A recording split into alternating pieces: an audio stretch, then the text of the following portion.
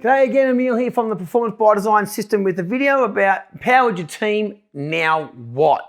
So we talk a fair bit about the leadership skills of influence and empowerment. Great leaders are influential in a positive sense and they empower their team. When we talk about empower, we talk about the skill and ability to empower their team to make decisions and take action without necessarily needing their input. Your time is very precious as a leader. The bigger your organization gets, the more precious it becomes. And that's why your culture code becomes integral. Your values and behaviors in particular help when you effectively empower your team make decisions without your input and requirements, okay? Use your code to direct decision-making and behavior at all times. It's a great skill of empowerment. So working with a team the other day, and we created their values, and two that came up, the two primary ones were trustworthy and empowerment. So let's stay on the empowerment conversation, or empowering, I think it was. We asked then, okay, well, what does an empowering leader look like? What does an empowering leader do? And two of the leadership behaviors that they came up with were literally ask, what do you think after receiving a question? Okay, we always get told, don't ask a question when you get a question. We challenge that. And the other one was say no, not now. Through the exercise, we realized that the team were giving answers too quickly, taking away their ability to think and reflect, and they were also taking work off of them. So the two behaviors became ask, what do you think? And say no, not now.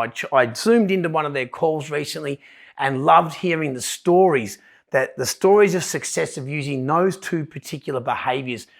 And ultimately, the point of this whole video is empower your team. Now what? Get out of their way. Seriously, so many leaders, and I was a victim of this as well myself through my journey. We got the empowerment going, people were making decisions, things were going off, and I felt like I wasn't needed anymore.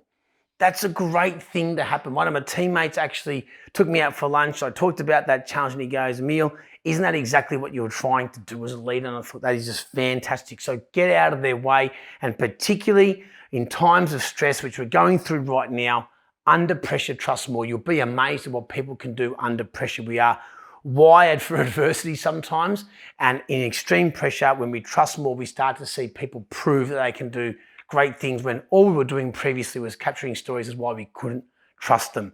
So get out of their way if you've empowered your team. Let's talk about some PBD recommendations. Build a system of accountability and recognition. If you want to empower your team so that you can work on the biggest and most important activities, build a system where you're checking in through accountability and recognition.